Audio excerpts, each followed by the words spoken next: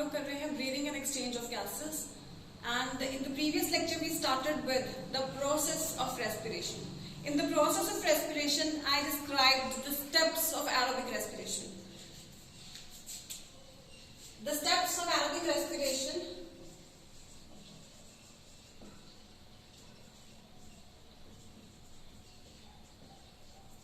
In this the very first step was breathing, where we said that we take in air and give out. Take in oxygen and give out carbon dioxide. Fine. And the second step was exchange of gases, or we can say diffusion at the alveolar level. Diffusion at the alveolar level. Then the third step is transport of gases. कहाँ पे? एल्वेोलर level से. Actually जब diffusion होती है तो alveoli से blood में enter करता है और ब्लड से एल्वेलाई में एंटर होती है कार्बन डाइऑक्साइड और ऑक्सीजन होती है एल्वेलाई से ब्लड में. तो transport of gases by blood आ जाता है थर्ड स्टेप. फोर्थ स्टेप में डिफ्यूजन एट टिश्यू लेवल. तो यहाँ पे टिश्यू लेवल पे डिफ्यूजन होती है बिटवीन टिश्यूज एंड ब्लड. ठीक है. देन फिफ्थ स्टेप में हो जाता है ऑक्सीडेशन ऑफ फूड या रेस्पिरेटरी रिएक्शन हम कह सकते हैं. रेस्पिरेशन हो जाता है. तो ब्रीदिंग इसका फर्स्ट स्टेप हो जाता है और रेस्पिरेशन इसका, रेस्पिरेटरी जो रिएक्शन है वो इसका लास्ट स्टेप हो जाता है. ब्रीदिंग की डिटेल हम करेंगे क्योंकि जो मेन टॉपिक यहाँ पे चल रहा है हमारा वो है प्रोसेस ऑफ रेस्पिरेशन. तो रेस्पिरेशन किस प्रोसीजर से होती है ये टॉपिक हमारा चल रहा है, जिसमें कि हमने सबसे पहले स्टेप्स लिस्ट कर दिए. और स्टेप्स में सबसे पहला स्टेप आता है ब्रीदिंग, यानी कि एयर को अंदर लिया जाता है और बाहर निकाला जाता है. ठीक है. तो ये पर्टिकुलर स्टेप जो ब्रीदिंग का स्टेप है, ये दो कैटेगरीज में हम लोग इसको डिवाइड कर सकते हैं. टेकिंग इन में और गिविंग आउट में. और टेकिंग इन और गिविंग आउट, इस पार्ट को रख कर रही हूं मैं. टेकिंग इन और गिविंग आउट को हम लोग क्या कर सकते हैं,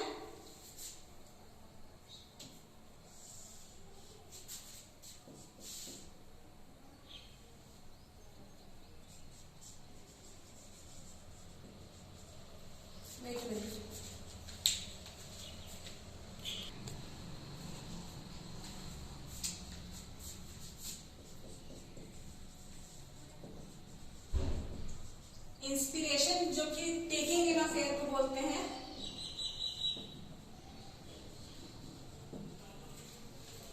और इसको हम एक्सपायरेशन में डिवाइड कर सकते हैं, जिसको हम गिविंग आउट ऑफ एयर ये कह सकते हैं, या एक्सपेलिंग आउट या गिविंग आउट है. ठीक है. Expelling out would be better word.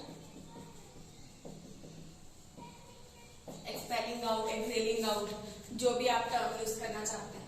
तो इन दो टर्म्स में हम इनको डिवाइड कर लेते हैं ब्रीदिंग को. Taking in of air and giving out. Taking in के लिए हम टर्म यूज करते हैं इंस्पिरेशन. इंस्पिरेशन और एक्सपिरेशन ये टर्म्स हैं जो हम साइंटिफिक मैनर में प्रॉपर यूज करते हैं. अदरवाइज आप taking in of air, inhalation, ये सारी टर्म्स ऐसे यूज कर सकते हैं. Air giving out, expelling out या एक्सहेलेशन. तो इस तरीके से आप इनको इस्तेमाल कर सकते हैं इन टर्मिनोलॉजीज को. ठीक है.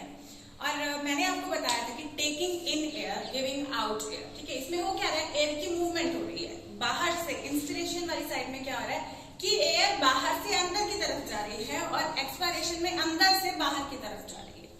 एंड आई टोल्ड यू कि मूवमेंट ऑफ एयर परफॉर्म होने के लिए एक जगह से एयर दूसरी जगह पे जाए, उसके लिए प्रेशर क्रिएट होना चाहिए, प्रेशर ग्रेडियंट क्रिएट होना चाहिए. फाइन. वहां पे हमने टिपिकली ऑक्सीजन के प्रेशर ग्रेडियंट की और कार्बन डाइऑक्साइड के प्रेशर ग्रेडियंट की बात कर ली थी, लेकिन ओवरऑल एयर भी तो कंप्लीट जा रही है तो उसका कंप्लीट प्रेशर ग्रेडियंट भी बिल्ड होना चाहिए. ठीक है. क्या बिल्ड होना चाहिए, प्रेशर ग्रेडियंट. प्रेशर ग्रेडियंट इसमें बिल्ड हो जाना चाहिए, यानी कि हम कह सकते हैं pressure difference, air pressure difference, या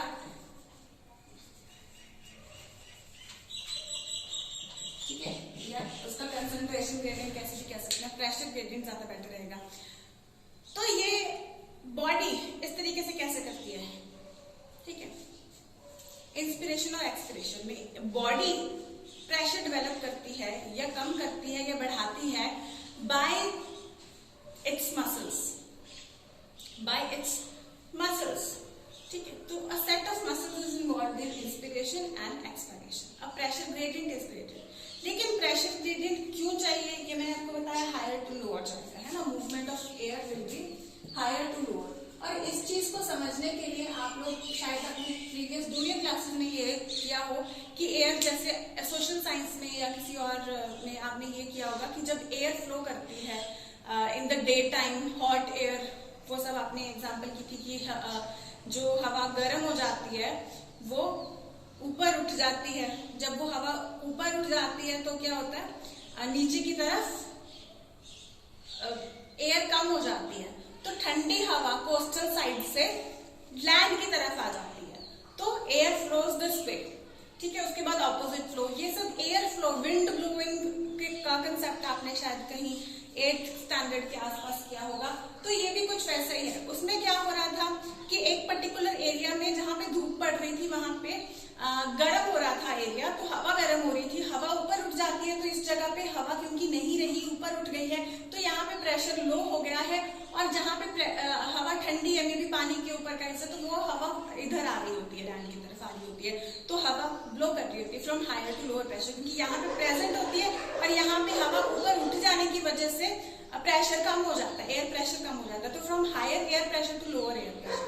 ठीक वैसे ही क्या होता है, एयर अंदर जाती है ड्यूरिंग इंस्पिरेशन और बाहर आती है ड्यूरिंग एक्सपायरेशन। यानी कि अगर यहाँ पे अंदर आ रही है तो यानी कि इनसाइड द बॉडी उसका प्रेशर कम होना चाहिए, दैट इज व्हाई अंदर आ रही कम होना चाहिए as compare to the atmospheric pressure, और एक्सपायरेशन के टाइम पे अंदर प्रेशर ज्यादा होना चाहिए as compare to the outside, that is why, क्योंकि वो हमेशा जाएगी from higher to lower.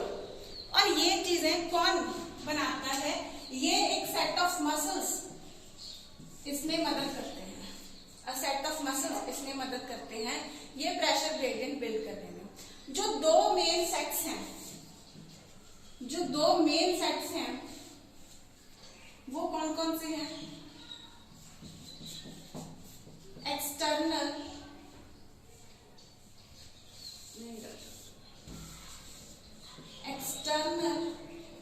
intercostal muscles and diaphragm, और इसके अलावा इनको असिस्ट करती हैं दो और muscles, internal intercostal muscles and abdominal muscles, यानी कि पेट की मसल्स, ठीक है बच्चों। मेन ये दोनों काम करती है। इंटरकॉस्टल का मतलब है, क्योंकि जैसे मैंने आपको बताया था कि रिब गेज के अंदर वाली साइड पे होता है, तो ये रिब्स के साथ अटैच्ड जो मसल्स होती हैं उनको हम इंटरकॉस्टल मसल्स कहते हैं, जो बाहर की तरफ एक्सटर्नल दैन इंटरनल, तो external and internal intercostal muscles, diaphragm और रेयरली abdominal मसल्स, रेयरली, ठीक है। तो ये मसल्स कैसे प्रेशर क्रिएट करती हैं वो हम अभी डिस्कस करते हैं, ठीक है। तो नॉर्मली हम देखेंगे कि नॉर्मल जब सिंपल सांस अंदर बाहर कर रहे हैं, जब बिना सोचे समझे हम अंदर बाहर सांस कर रहे हैं, उस टाइम पे सिर्फ ये दो मसल्स जिनको दो मेन बता रहे हैं, एक्सटर्नल इंटरकॉस्टल मसल्स और डायफ्राम, सिर्फ ये दो चीजें उस टाइम पे काम कर रही होती हैं, सिर्फ ये दो चीजें उस टाइम पे काम कर रही होती हैं, ठीक है। बाकी जब फोर्सफुल इंस्पिरेशन करना है उस टाइम पे ये मसल्स इन्वॉल्व होंगी और एक्सट्रीम में ये इन्वॉल्व होंगी। तो किस तरीके से किया जाता है इंस्पिरेशन के टाइम पे, ध्यान देना मैं क्या कह रही हूं। जब भी नॉर्मली हम वर्ड कंट्रैक्ट करते हैं तो आपको लगता है चीज छोटी हो रही है ना, चीज छोटी हो रही है, लेकिन यहाँ पे हम लोग क्या देखेंगे कि जब ये मसल्स कंट्रैक्ट करती हैं तो ये जो थोरैसिक कैविटी है उसका वॉल्यूम इंक्रीज कर रही है, क्योंकि मसल्स कंट्रैक्ट करती है, मसल्स कंट्रैक्ट करके वो सारे स्ट्रक्चर्स को स्प्रेड आउट करती है और थोरैसिक कैविटी का वॉल्यूम इंक्रीज कर देती है। ठीक है, यहाँ पे कंट्रैक्शन में आपको थोड़ी सी कंफ्यूजन हो सकती है, ये मैं बता दूं। कंट्रैक्शन में यहाँ पे फर्स्ट स्टेप इंस्पिरेशन में क्या होगा, contraction of external intercostal muscles. हाँ, जब contraction of external intercostal muscles होगी, क्योंकि ये क्या है, इस तरीके से अगर ऑर्गेनिज्म खड़े तो उसके रिब केज में है, तो जैसे ही एक्सटर्नल इंटरकॉस्टल मसल्स कंट्रैक्ट करेंगी तो वो क्या करेंगी, वो रिब केज को बाहर की तरफ, ऊपर की तरफ लिफ्ट कर देंगी, ऊपर की तरफ लिफ्ट कर देंगी। याद रखें कि मैंने आपको बताया था कि अगर आपको dorsal, ventral, anterior, posterior measure करना है तो अपने आप को आप प्रोक्लाइन पोजीशन में इमेजिन करेंगे, तो जो हमारा बैक स्ट्रक्चर होता है वो ऊपर आ जाएगा, क्योंकि प्रोक्लाइन में होंगे तो डॉर्सल, और जो एंटीरियर रीजन जो नॉर्मली हम खड़े होते हैं एंटीरियर में आता है वो हमारा आ जाएगा नीचे की तरफ, यानी कि वेंट्रल साइड पे। तो ये जो एक्सटर्नल इंटरकॉस्टल मसल्स जब कंट्रैक्ट करती हैं तो देखो ये पूरा बॉक्स जैसा है थोरैसिक केज। नीचे हम देख रहे हैं कि इसके लोअर साइड पे क्या है, डायफ्राम है। क्या बॉर्डर्स हैं इसके, हमने देखा था डॉर्सल साइड पे इसके थोरैसिक केज की अगर बात करें, बोन्स की बात करें तो वहां पे वर्टिब्रल कॉलम था डॉर्सल साइड पे, वेंट्रल साइड पे स्टर्नम, लेटरल साइड पे रिब्स और लोअर साइड पे डायफ्राम। ठीक है, लोअर साइड पे डायफ्राम होता है। अब क्या होता है, जब रिब्स है तो रिब्स कहाँ पे है, रिब्स यू लेटरली सराउंड कर रही है, लेकिन लेटरली सराउंड करते हुए भी ये क्या करती है, क्योंकि वर्टिब्रल कॉलम पीछे थोड़ा सा है, आगे स्टर्नम थोड़ा सा है, लेकिन ये लेटरली आते हुए डॉर्सल और वेंट्रल एरिया भी काफी कवर करते हैं। तो मेनली हम कह सकते हैं यहाँ पे, अगर रिब्स का नहीं भी ध्यान देना, कि इंटरकॉस्टल मसल्स जो हैं, इंटरकॉस्टल मसल्स एंटीरियर और पोस्टीरियर खड़े होते हुए, लेकिन जो एक्चुअल मेडिकल पोजीशन की अगर बात करें, प्रोक्लाइन की बात करें, तब डॉर्सल और वेंट्रल साइड पे, ठीक है, an animal bend like this, तो उसके डॉर्सल और वेंट्रल साइड को काफी ये जो इंटरकॉस्टल मसल्स है वहां पे बॉर्डर कर रही है। तो जब ये intercostal muscles, specially external intercostal muscles contract करेंगी तो ये वॉल्यूम को कैसे बढ़ाएंगी, ये एक बॉक्स की तरह है सारा केज, तो ये increase contraction of external intercostal muscles increases the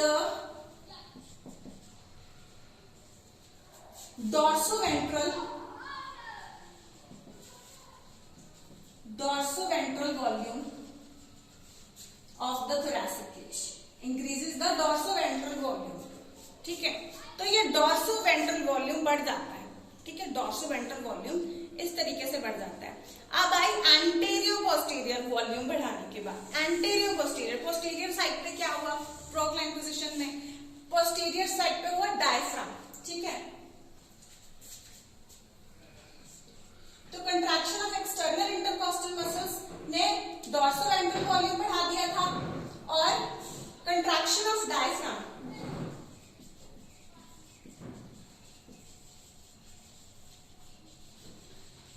अब देखो बच्चे, कंट्रैक्शन ऑफ डायफ्राम में कंफ्यूज होगा कि वो वॉल्यूम कैसे बढ़ाएगा। एक्चुअली क्या होता है, जो डायफ्राम होता है वो मैंने आपको बताया था, नॉर्मली हल्का डोम शेप स्ट्रक्चर होता है, डोम शेप स्ट्रक्चर होता है। ठीक है, इसको हम डोम शेप बोलते हैं। लेकिन जब ये कंट्रैक्ट करता है उस टाइम पे ये हल्का फ्लैटन हो जाता है, उस टाइम पे ये फ्लैटन हो जाता है। ठीक है, अब देखो, अगर हम थोरैसिक केज को एक बॉक्स की तरह ले और डायफ्राम पहले यूं था, अंदर की तरफ बल्ज था, उसके बाद कंट्रैक्शन के बाद ये फ्लैटन हो गया, तो वॉल्यूम कौन से बॉक्स का ज्यादा होगा, इस बॉक्स का ऑब्वियसली, क्योंकि यहाँ पे डोम शेप था, उसके अंदर तक धसा हुआ था। जब वो फ्लैटन हुआ, जब कंट्रैक्शन के टाइम पे वो फ्लैटन हुआ, तब वॉल्यूम एंटेरो पोस्टीरियरली, ये मैं ऐसे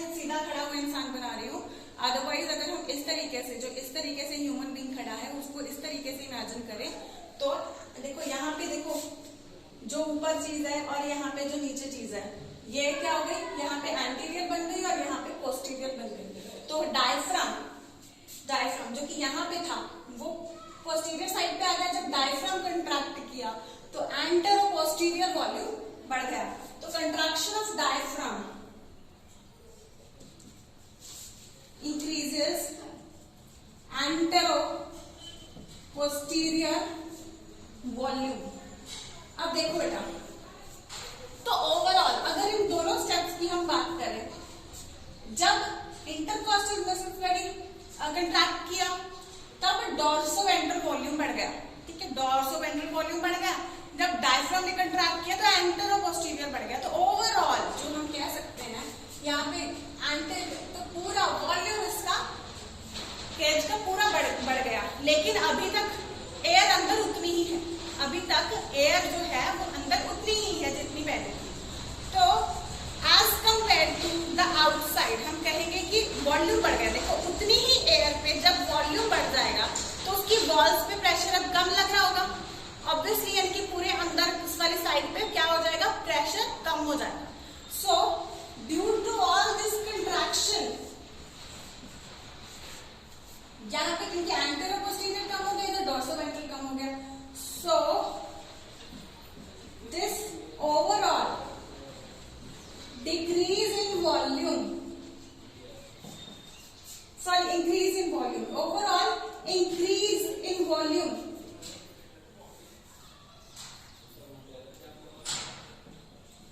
this overall increase in volume इसने क्या किया, जो प्रेशर इनसाइड इंटरनल प्रेशर जो है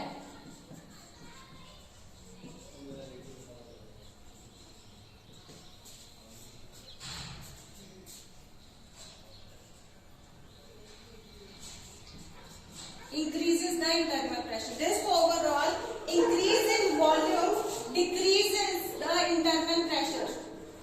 Decreases the internal pressure क्योंकि क्या है, देखो कोई भी एक पर्टिकुलर बॉक्स था, उसके अंदर एयर, अगर हम इसको बॉक्स की तरह इमेजिन करें थोरेसिक केज को, उसके अंदर एयर उतनी ही है और वो एक्सपैंड कर गया वॉल्यूम में, तो कम एयर रहेगी इसमें एज कम्पेयर टू वॉल्यूम। तो यानी कि एयर का प्रेशर क्या हो जाएगा, अभी कम हो जाएगा। So pressure has decreased inside as compare to outside. तो अभी क्या होगा, पहले एक बैलेंस बन गया था, ठीक है, outside inside, you can just imagine, और यहाँ पे एक्सपैंड कर गया तो अंदर प्रेशर कम हो गया।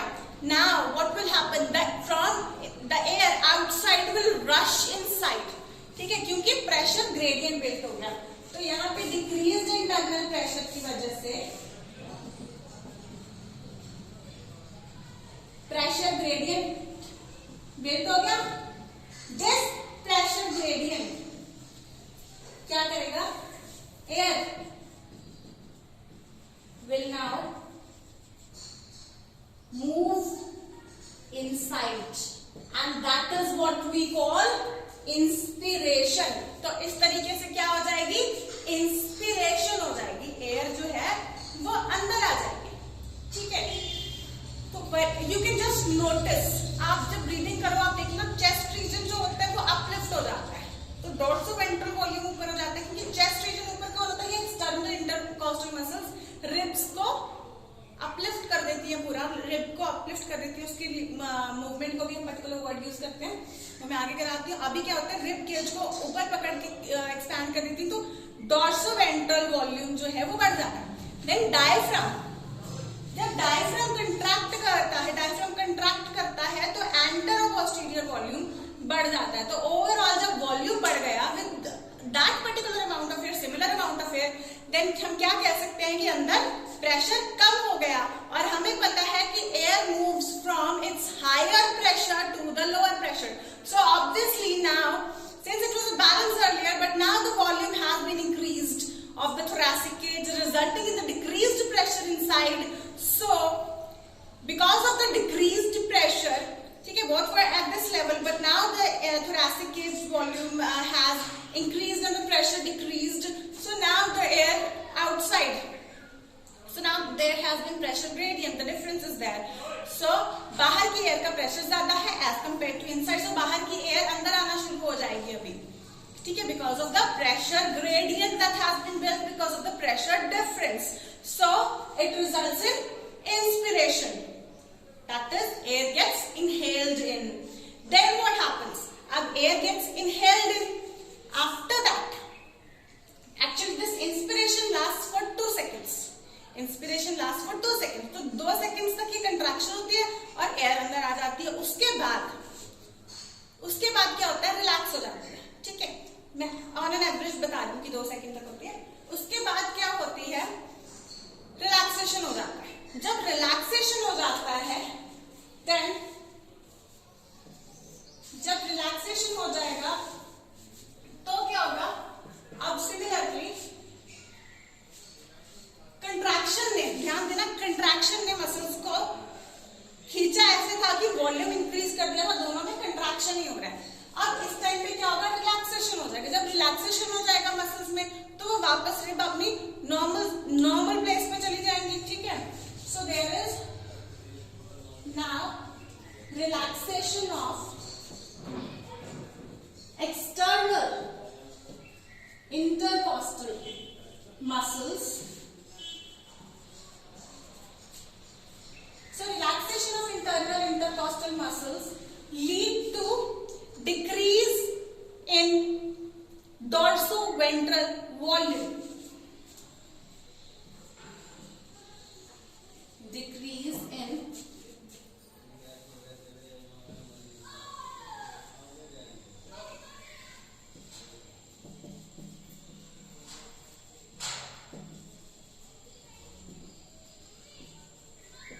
डिक्रीज इन डोर्सोवेंट्रल वॉल्यूम हो गया. ठीक है, डोर्सोवेंट्रल वॉल्यूम डिक्रीज हो गया क्योंकि रिलैक्सेशन हो गई. रिलैक्सेशन हो गई, उन्होंने रिब्स को रिलैक्स कर दिया, खींच के पकड़ के पहले खींचा हुआ था, अभी वो खींचना बंद कर दिया, मसल्स रिलैक्स हो गई, रिब केज वापस अपनी नॉर्मल पोजीशन पे चला गया. उसके बाद एक्सटर्नल इंटरकॉस्टल्स के अलावा और किसकी कंट्रैक्शन हुई थी? डायफ्राम. ठीक है, diaphragm, I will remind diaphragm, the border of the thorax and abdomen. Clear, जो इनको डिवाइड करता है ना, डिवीजन करता है दोनों को, that is diaphragm, below the lungs and above the liver. Clear, then now this diaphragm is gonna relax. So relaxation of diaphragm. तो रिलैक्सेशन ऑफ डायफ्राम से क्या होगा? पहले क्या हुआ था? ये डोम शेप से फ्लैटन हुआ था. अभी फ्लैटन होके फिर डोम शेप में हो जाएगा. फिर क्या हो जाएगा? फिर से एंटेरो पोस्टीरियर वॉल्यूम डिक्रीज हो जाएगा. So relaxation of diaphragm results in decrease in antero posterior volume.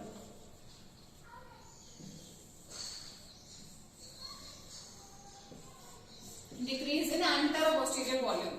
So from these 2 points we can infer that there is net decrease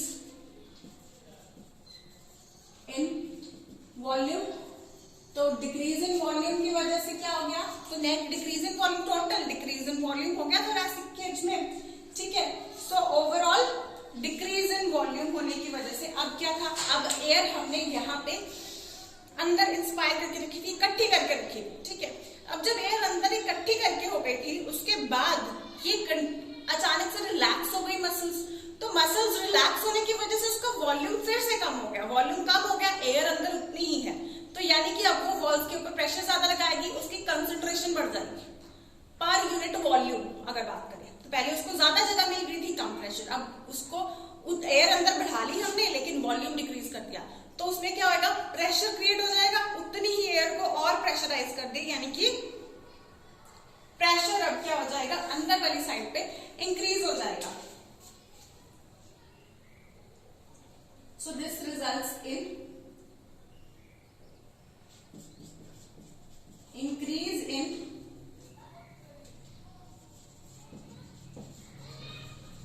pressure inside, increase in pressure inside as compared to outside. Now again the pressure gradient is built.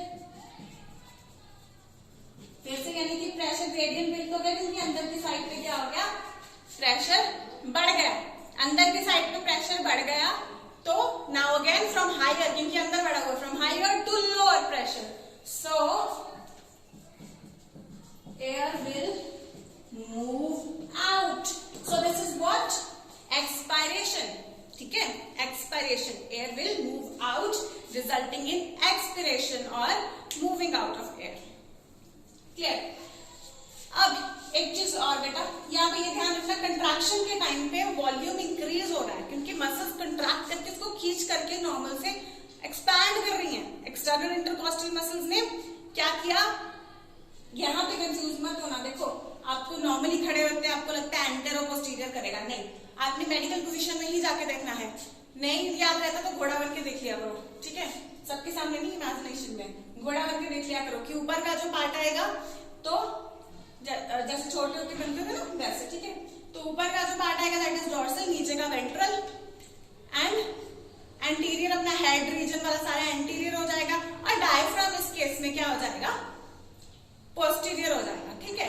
तो अगर हम बात करते हैं external intercostal muscles जब contract करेंगे तो वो रिब केज को खींचेंगे, यानी कि dorso ventral, imagine yourself as घोड़ा again, then dorso ventral volume is gonna increase, fine, and when diaphragm contracts then anteroposterior, when external intercostal muscles dorsoventral, diaphragm controls anteroposterior volume, remember this, ठीक है। तो ये उल्टा मत कर देना ध्यान से, ठीक है, इस चीज को स्टार लगा लो यहाँ पे, because the topic is again important, एक एक लाइन इंपॉर्टेंट है, ठीक है।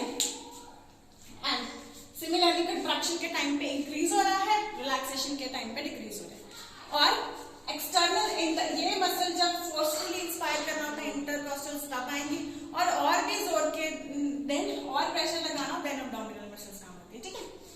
अब ध्यान दो बच्चे कि जब इंस्पायर करके देखो, नॉर्मल लेक्चर लेते हो, इंस्पायर करके देखो और देन एक्सपायर करके देखो, इंस्पायर करते हुए आपको प्रेशर लगाने की जरूरत पड़ती है, एक्सपायर करते हुए नॉर्मल, अगर आप जैसे बैठे हो इंस्पायर करते हुए आपको लग रहा है, या जब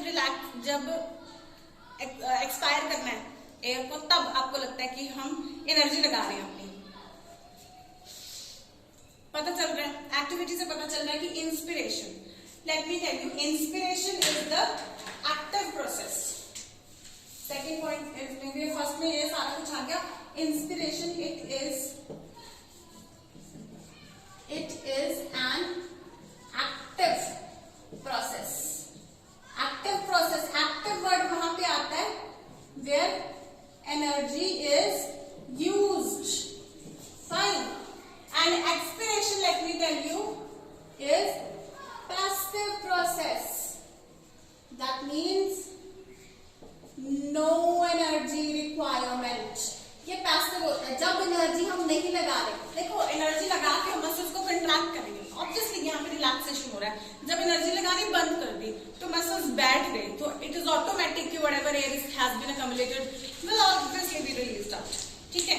तो इसमें एनर्जी लगती है, इसमें एनर्जी नहीं लगती है, that is why it is known as active and this is known as passive, passive मतलब जो अपने आप हो रहा है बिना एनर्जी लगाए हो रहा है, ठीक है।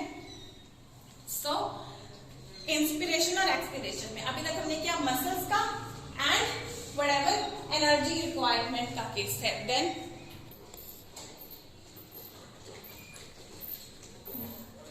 एक और चीज, जैसे हमने डॉर्सोवेंट्रल वॉल्यूम की बात की, देन एंटेरोपोस्टीरियर वॉल्यूम लेटरली भी बढ़ता है, और लेटरली तुम्हें पता ही है रिब्स ही अटैच होती है, डॉर्सोवेंट्रली भी रिब्स की मूवमेंट यानी इंटरकॉस्टल मसल्स की बढ़ा रही है, लेकिन लेटरली भी ये बढ़ाती है, और जब लेटरली ये बढ़ाती है तो होता क्या है, देखो सेंटर में क्या है, स्टर्नम है, स्टर्नम के साथ ये रिब्स इस तरीके से अटैच्ड है, इस तरीके से अटैच्ड है, इमेजिन अ बकेट, वहां पे क्या होता है, सेंटर पे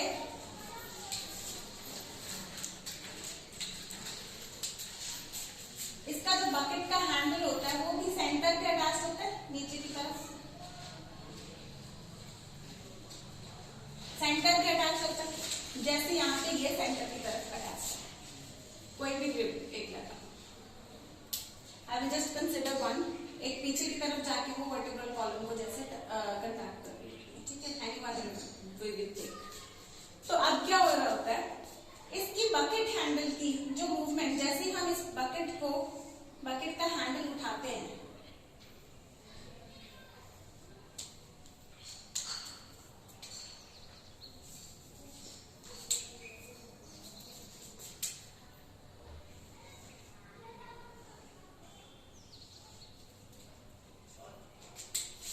जब बकेट का हैंडल उठाएंगे, इतना ही अगर डायमीटर हम बनाएं तो ये नियरली ऐसे आ जाएगा। अगर आप वॉल्यूम चेंज की बात करें, यहाँ पे central axis, if we take this as a particular volume and here this as a particular volume, ठीक है, तो कौन से बॉक्स का आपको वॉल्यूम ज्यादा लग रहा है? ऑब्वियसली यहाँ पे क्या है, ऊपर नीचे का वॉल्यूम तो नहीं चेंज हो रहा, लेकिन ये वाला जैसे ही ये बकेट का हैंडल इस तरीके से उठा तो ये वॉल्यूम बढ़ गया लिटरली। सिमिलरली ये जो रिब्स होती हैं, ये कैसे उठती हैं? ये रिब्स जो इस तरीके से अटैच थी स्टर्नम और वर्टिब्रल कॉलम के साथ, ये रिब भी ऊपर की तरफ उठ जाती है, इतना ज्यादा नहीं तो, लेकिन मैं कंपैरेटिवली बता रही हूँ आपको। तो अगर हमने देखना हो कि लेटरली वॉल्यूम कैसे बढ़ रहा है, तो हम हाफ ऑफ द बॉडी का देखेंगे। हाफ ऑफ द बॉडी का अगर हम ऑब्जर्व करें, अगर सिर्फ स्टर्नम टू स्टर्नम ही ऑब्जर्व करें, okay let's take this particular box and then जहां तक सारी रिब्स एक्सपैंड करेंगे तो दिस पर्टिकुलर बॉक्स, तो obviously this particular box has the more volume, तो ओवरऑल लेटरल उतना प्रोमिनेंट नहीं रहता है, लेकिन लेटरली भी वॉल्यूम बढ़ता है and that is also because of the ribs. तो ये जैसे बकेट का हैंडल, क्योंकि स्टर्नम के साथ जो इसकी अटैचमेंट है, ये स्टर्नम सेंटर पे, अब स्टर्नम के साथ जो रिब्स की अटैचमेंट है वो हिलने वाली नहीं है, तो वो बकेट के हैंडल की तरह वो लगी हुई है। जब ये ऊपर उठेगा तो जब इसकी कंट्रैक्शन होगी तो रिब्स इस तरीके से ऊपर उठ जाएंगी, ठीक है, जिससे कि लेटरली भी वॉल्यूम बढ़ जाएगा। और रिब केज का न्यू उठना और लेटरली वॉल्यूम बढ़ाना, it is similar to the handle of the bucket, so this is known as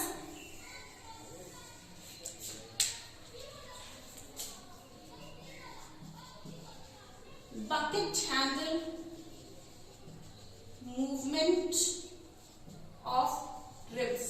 bucket handle movement of ribs पे एमसीक्यू क्वेश्चन आता था, ठीक है, कि वॉल्यूम ऐसे इंक्रीज होता है। Let me just revise it now. Inspiration से क्या होता है?